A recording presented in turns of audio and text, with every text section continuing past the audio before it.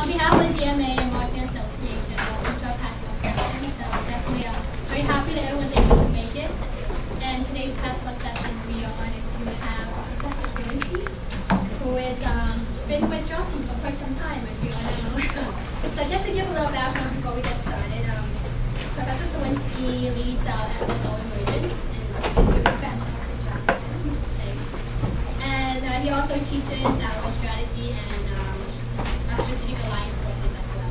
So prior to coming to Johnson, he spent 32 years at Corning, where he held a variety of management positions. Mainly, he spent some time as an EVP of the Optoelectronics Group, where he was responsible for Corning's fiber optic business.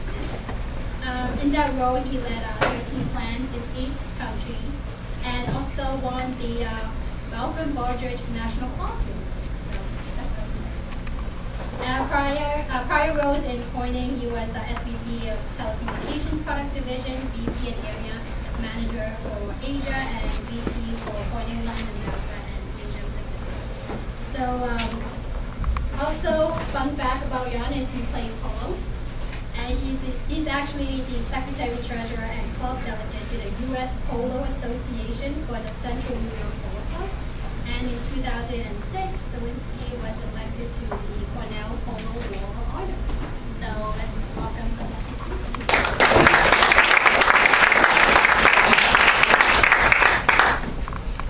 Well, I have to share with you, as mentioned, I play polo, and assuming my body holds together, summer will be my 52nd year playing polo. And that's older than any of them. It's been a lot of fun. Okay, so this is the third of the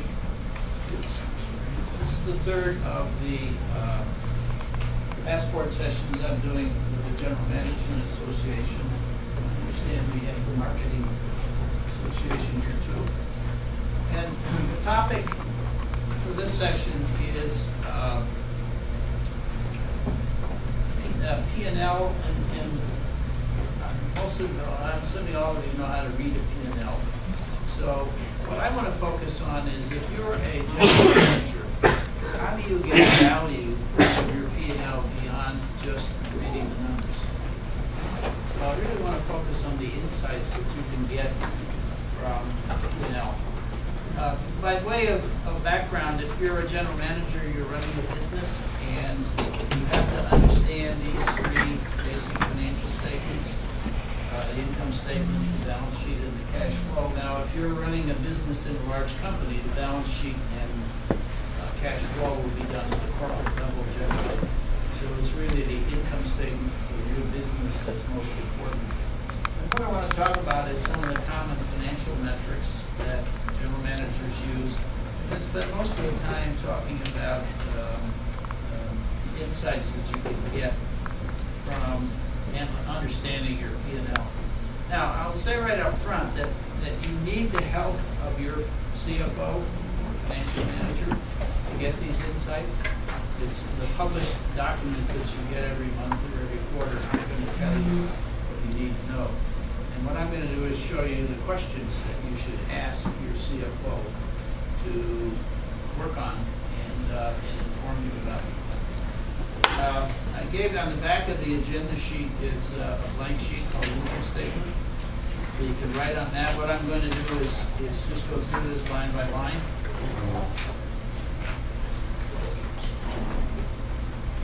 So what's the first line on the income statement?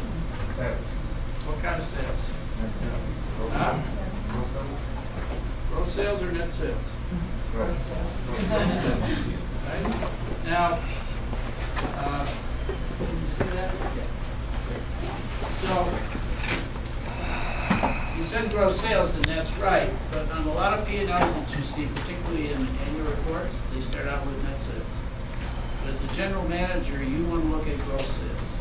Because before you get to net sales, what gets subtracted? Anybody know?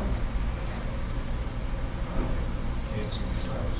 Huh? Canceled sales. Well, yeah, returns. Okay, so to get to net sales, you subtract returns and allowances. And returns are canceled sales. So customers are sending back products for a variety of reasons. One is there could be quality problems. In other words, they got the products and they were damaged in some way, either the packaging or the product itself. Or sometimes if you're selling seasonal products to big retailers, whatever's left over when the season's over, let's say you're selling lawnmowers, but when the lawn mowing season's over, whatever inventory they have comes back to you. Okay? And this can be a sizable number, and so if you just look at net sales, you miss what this is. And allowances are contributions that companies make to customers for things like advertising and sales promotion, special holiday offers, etc. And these can be sizable. And the reason as general manager you need to pay attention to these is you need to understand how much is on this line, okay? And who's managing it? Generally, it's the sales force that's making allowance, giving rebates or giving promotional allowances. But if you're not on top of who's responsible for it, and if you don't have a budget for it, this can get out of control. And so it's important that you understand who's accountable. And on the return side, it's important you understand the causes of returns. I mentioned it could be quality. It could be just policy, sales policy. Okay? And then if it is quality, what plans do you have to fix it? Who's responsible for fixing it? So it doesn't just keep repeating itself. Okay, so these are insight questions. Hopefully you can read my writing. If you can't, holler.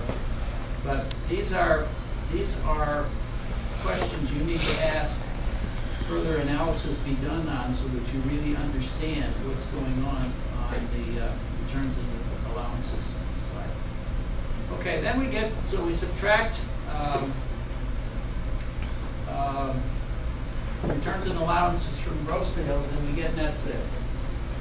And net sales is sometimes referred to as revenue. Right? And one of the things you want to know is, you see a sales number, but what you want to do is peel the onion and say, well, what's happening that's driving that number? And the two key variables are price and volume. Right? So your revenue could be going up, your units could be going down. And that could be because prices are going up, which is a good thing, but it also could be because of mix. And so most companies have some products that sell for a lot more than other products. And so you want to understand what's happening with mix, and you want to look at it versus your plan. What do you plan to sell? And this is particularly important in seasonal businesses, where you're taking advantage of a season. Okay, so did the revenue and did the mix of products follow what you had in your plan? Look at it versus last year, and look at it versus your market share targets.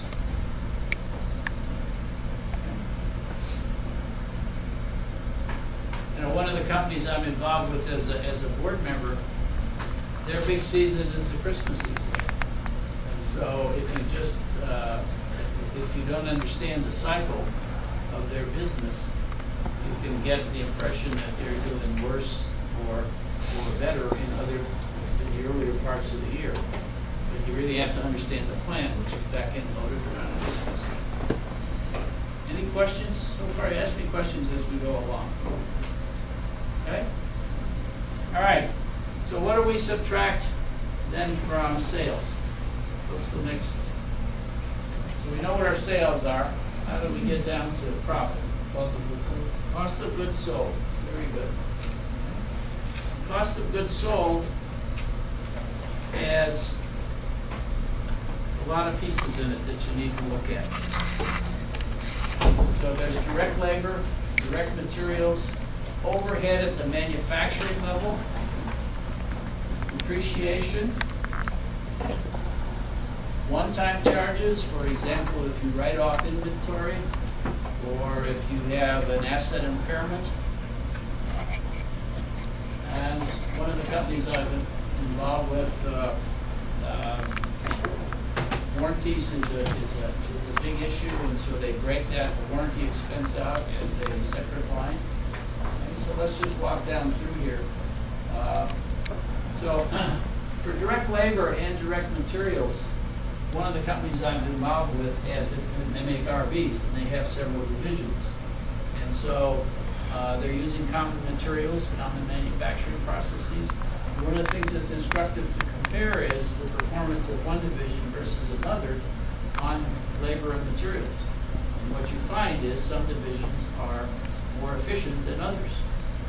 So the obvious question then is, well, what is the more successful division doing that the other division isn't? Can I transfer that learning? Can I transfer those practices to the weaker divisions? So trends and comparisons across like units. You know, are my material costs going up? Are they going down? How am I doing on my containment programs? We're just trying to reduce things like scrap, etc. And then where I have specific improvement programs like lean manufacturing, which is aimed at being more efficient and eliminating waste, I look at the trends for labor costs and material costs and analyze whether I'm making progress or not. So again, you have to do the analysis over time, and you have to tie it to specific improvement programs that you have. On depreciation, you have to understand the basis for depreciation. Various things that you used in your operation have different depreciation lives. For example, computers. I think the accountants allow you to use a 3-year life. A building is something like 25 years. And so just understanding the depreciation schedules for the various things that you use in your business is important. And what do you use? Do you use straight line depreciation? Do you use accelerated depreciation? And do you understand the difference? You should all know that from accounting, right? Okay, the accelerated depreciation is, the argument there is that the useful life of an asset is used up, or the value of the asset is used up more quickly at the beginning of its life than at the end. Take an automobile. So an automobile, the first mile you drive, it loses 20% of its value. Okay. The one-time charges are important to understand because what they can do is distort how you're performing in a given month or quarter. And if you want to know how healthy is the ongoing operation, you have to take those out. And I've mentioned too, suppose you decide to discontinue a product, and you've got inventory of that product that's on your balance sheet. Well, what you do is you write that off, and that write-off shows up on your P&L. Okay, so but it doesn't recur month after month after month. Once you write it off, you write it off. Okay? So you need to understand that that's not a recurring expense in your business. Same thing with impairment. Impairment is when you have assets. It normally happens with acquisitions. So if you pay, normally you pay book value plus a big premium, and the premium goes into a thing called goodwill, right? Ring a bell from accounting? Okay, so what the accountants make you do is test the value of that asset periodically, at least once a year, to see if the value that you have on your books, which is book value plus goodwill, is still the value of the asset. If it isn't, suppose you bought that asset, suppose you bought a business, and the fortunes of that business have turned down dramatically. But what you paid is not what it's worth today. So the accountants make you take a one-time impairment or adjustment to goodwill. And that runs through your P&L. So, and again, those are one-time things that you need to recognize are not part of the ongoing operation. Any questions so far? All right. So then we get down to, we subtract cost of goods sold from net sales, and we get to gross profit. Right? So gross profit tells you how well your operation is doing at what level.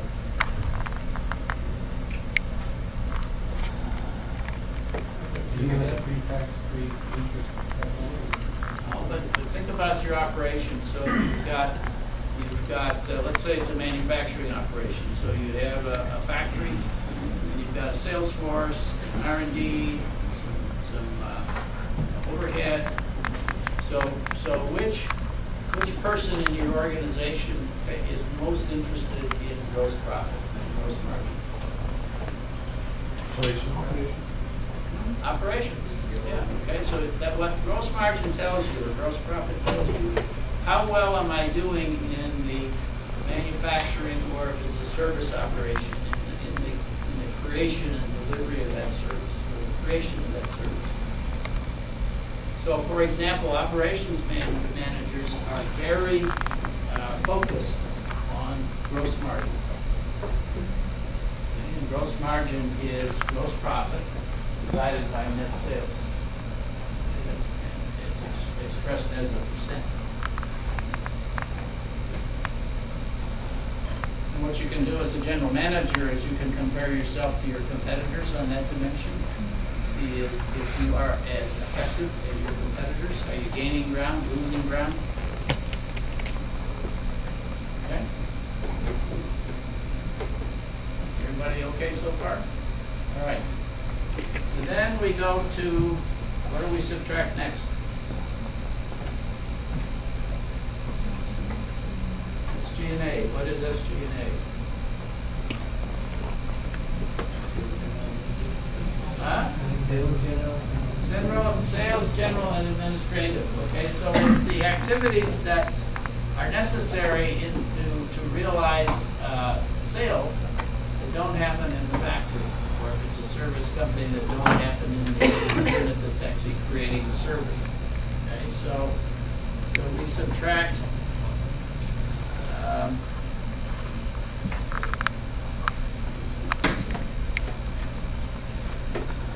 the expense for the sales force.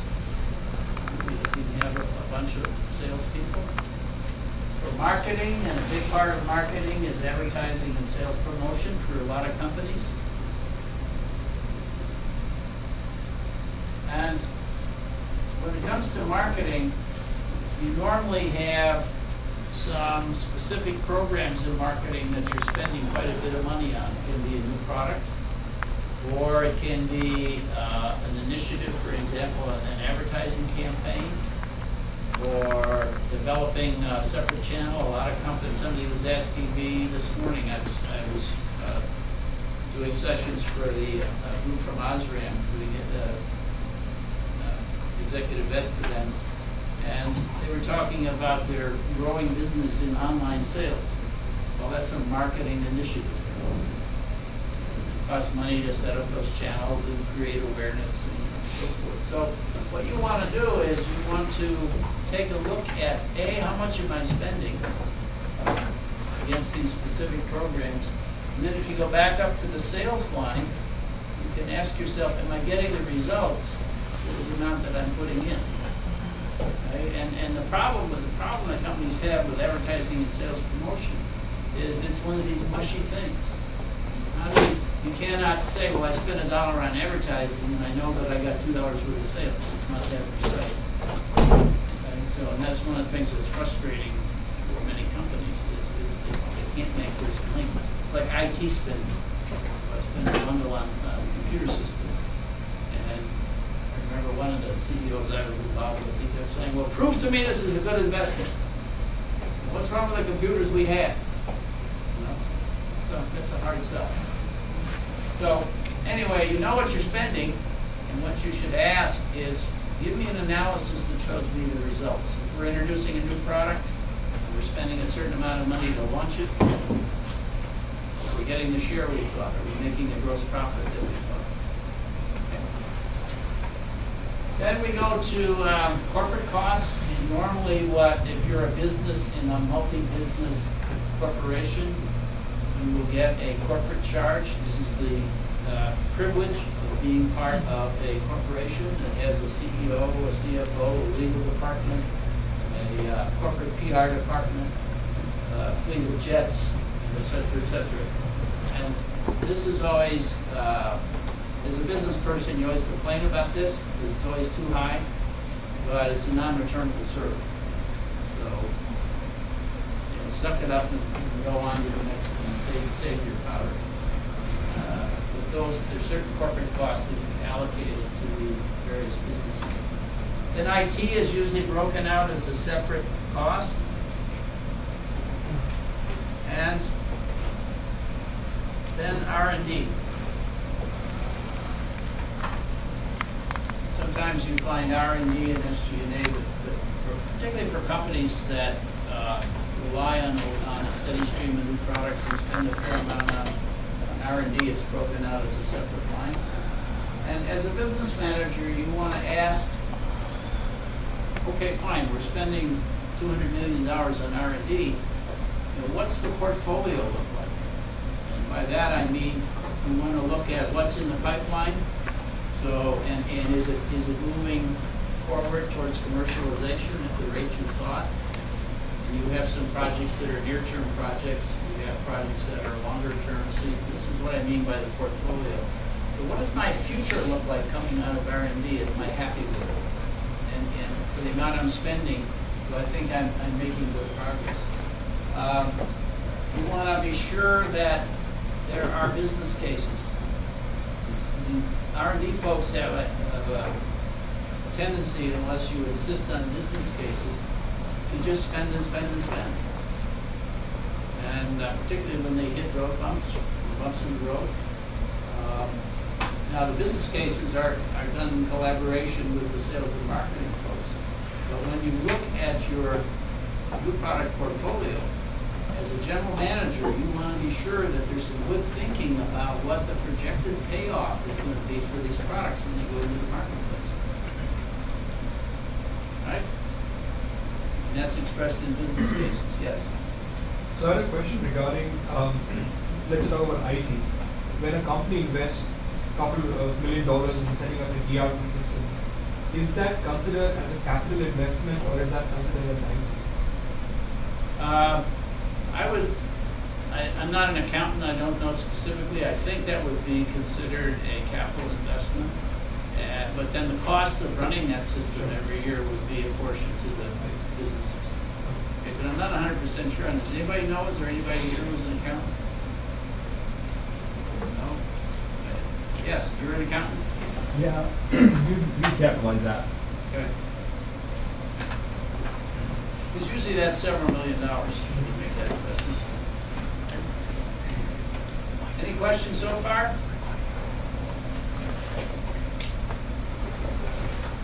So we subtract, so this is the profit at the factory level, and we subtract all the commercial costs and overheads and R&D. Then you get operating income, which is about EBIT, earnings before interest and taxes.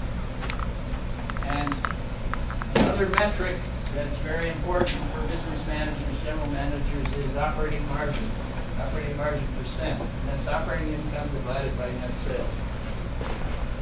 And that really is, if you're a general manager running a business, that is your primary metric. Because everything above that line is under your control. Those are all inputs into your business that you control. You can spend more on R&D or less. You can hire more salespeople or increase advertising or decrease it. You can put more emphasis on process improvement programs in the factory to get your gross margin up. And so for business managers, general managers, this is the main metric, because everything that is included in that is under their control. But there's some other costs that you see on an income statement. And the next one is either a subtraction for interest paid or an addition. It's usually expressed as a net of interest expense and income. And so a company may have might have their cash parked someplace short term, and today you get almost nothing on it. You get 10 basis points or something like that on cash. But but there is always some income. And then there may be expense if you have debt on the balance sheet. Yes.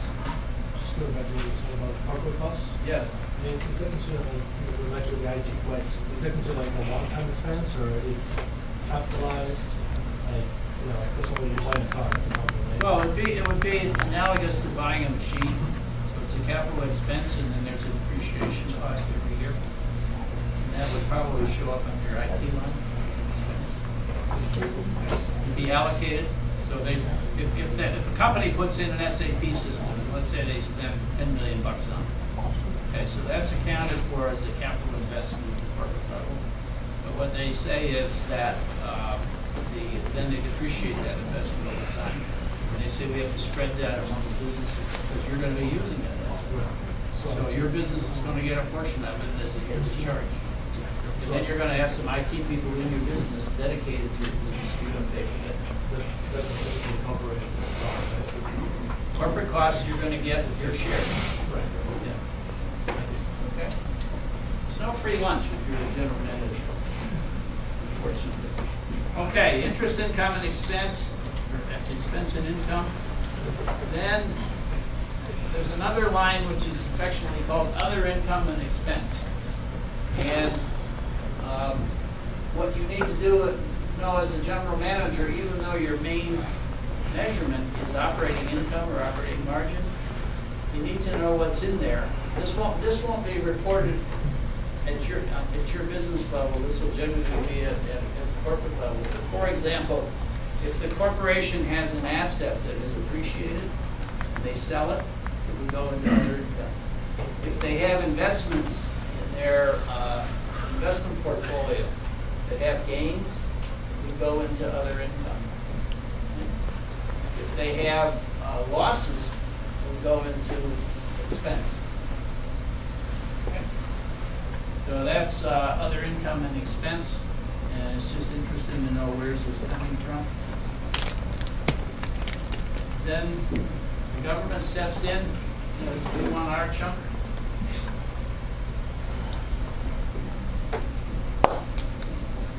There's taxes, and finally you end up with net income, which is sometimes abbreviated as NPAT, which is net profit after tax.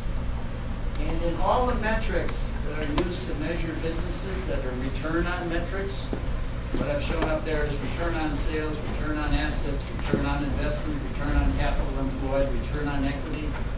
NPAT is the R in that equation. Okay? So when you see an ROE is 16%, the R in that equation is NPAT.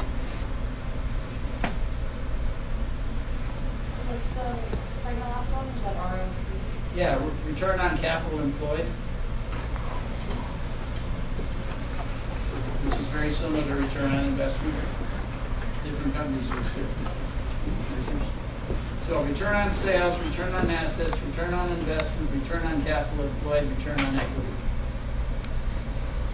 Now, the reason that general managers focus on operating income, as I said, is they control everything that leads up to operating income or down to operating income. And interest expense and income and other income and expense and taxes are generally determined by a very small number of people in the corporation. It's the CFO's office. They decide what the capital structure should look like, which drives interest expense. They decide to sell an asset or write something off, sell securities out of the portfolio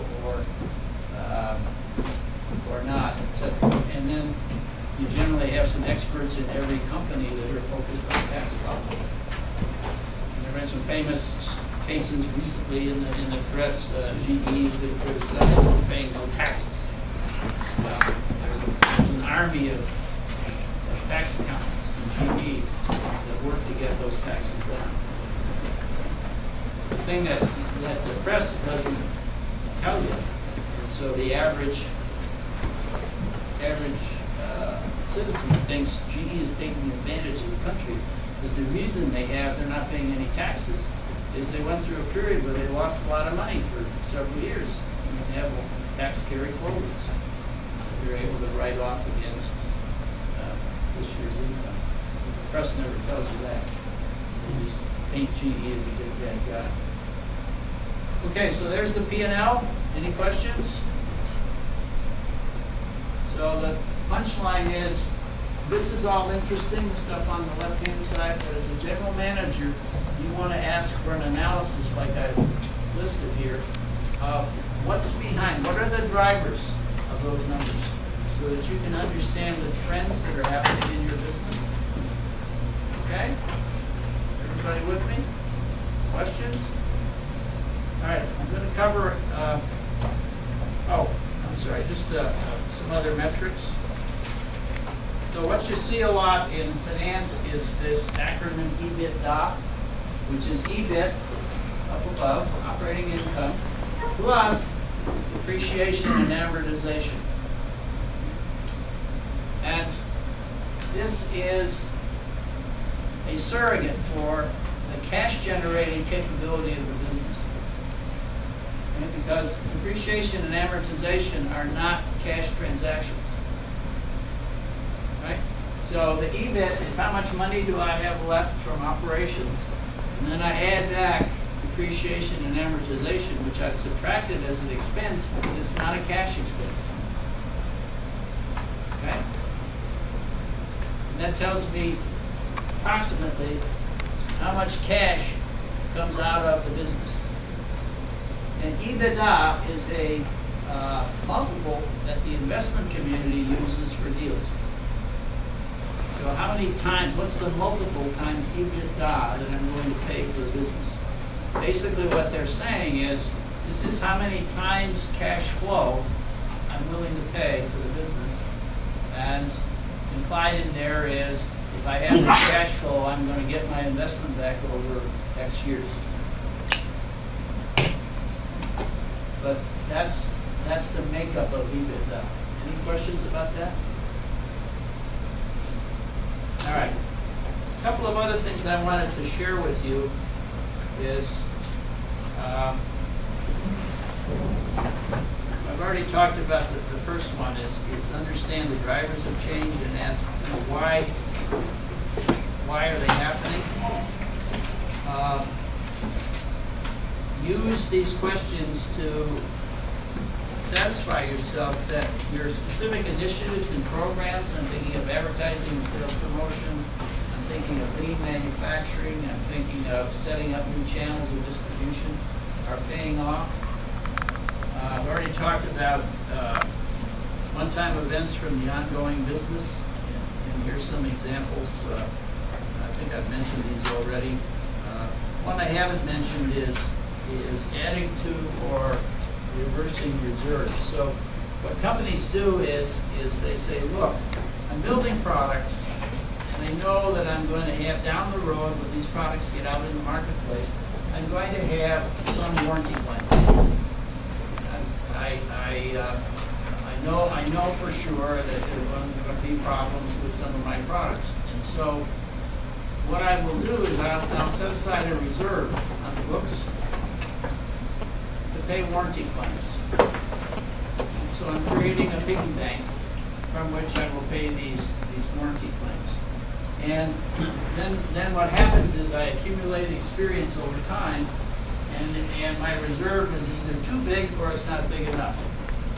So if it's not big enough, then I will add to the reserve. I didn't say that right. I will always, since I keep selling, I will always set aside some money for future warranty expenses. But if it isn't enough, I will add to it. And if it turns out that I'm over-reserving, I will take some of those reserves off the balance sheet and run them back through the P&L. Okay? And you need to know what's happening with additions to and reversals of reserves, because it can distort your income statement. And it is not it's more of a one-time event. Impairment we talked about. Another one you got to watch is artificial stimulation of sales.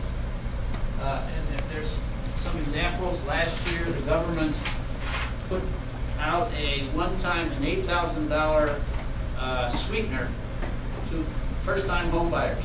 So if you bought a home for the first time by, I think it was May 1st, you got an $8,000 credit from the government. And so what that did, and what that was intended to do, was stimulate sales. People were saying, well, geez, maybe this summer or this fall I'll buy a house. Holy smokes, I'm going to buy now because I can get $8,000 from the government. And so what that did was it took sales, future sales, and moved them forward in time. Similar program was Cash for Clunkers. So what the government did is they said if by a certain date you trade in your old car, we'll give you an allowance for that trade-in. What they were trying to do was pull sales forward to stimulate the sales of new cars by incentivizing people to trade in their junk cars or old cars.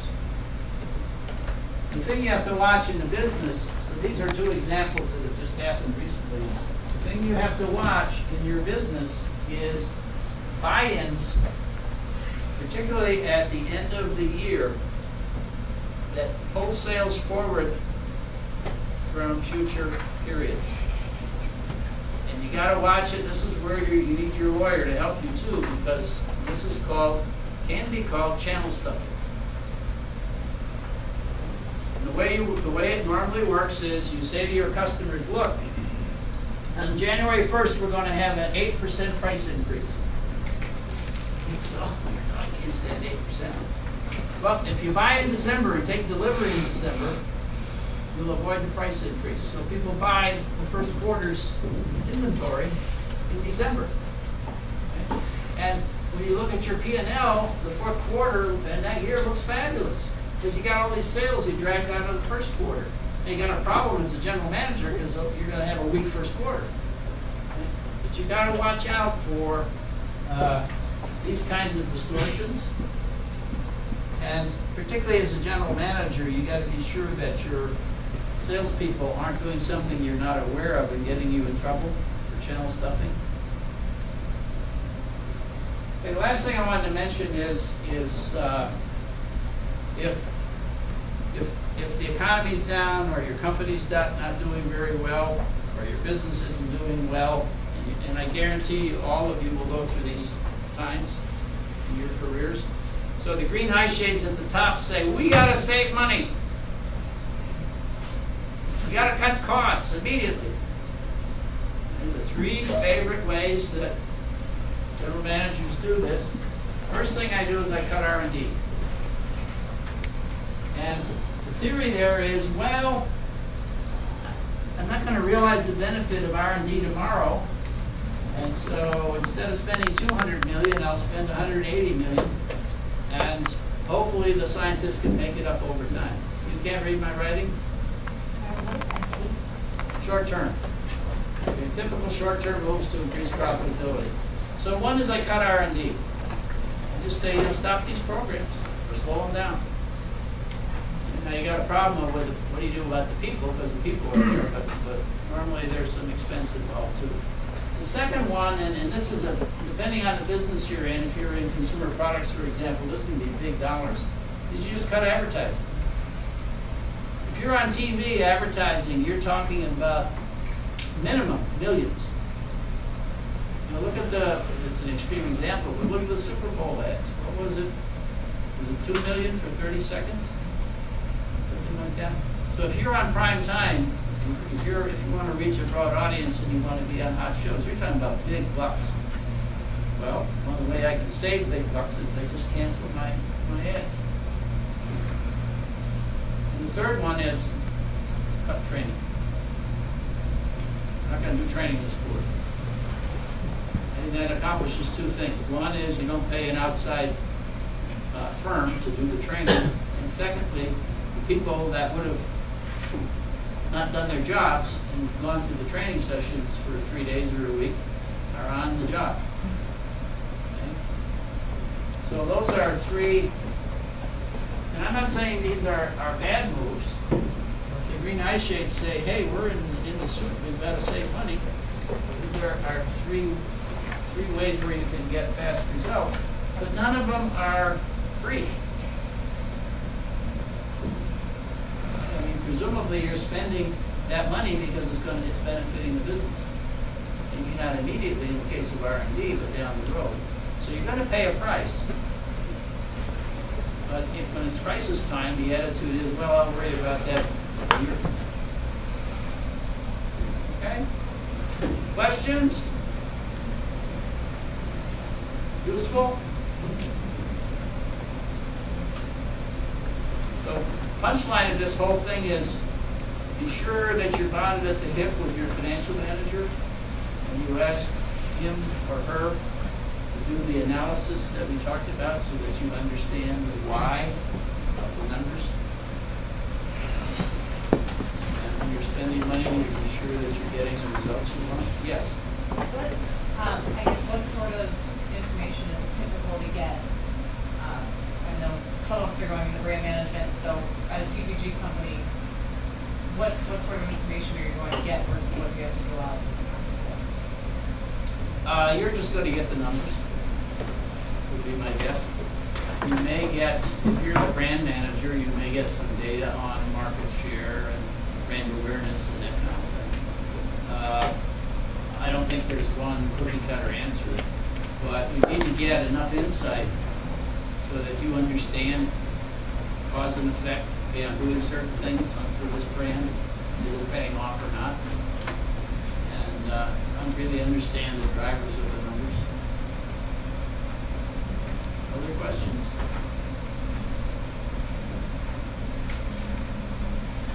It's amazing. It's amazing. This is a gross generalization, but it's amazing sometimes how little general managers, business managers know about the drivers of their business. They see the numbers, they look okay, and go on to the next challenge. And when you get in trouble, you don't know what to do. You don't have a good understanding of the levers. Okay, well, if there are no other questions, good luck to you this summer.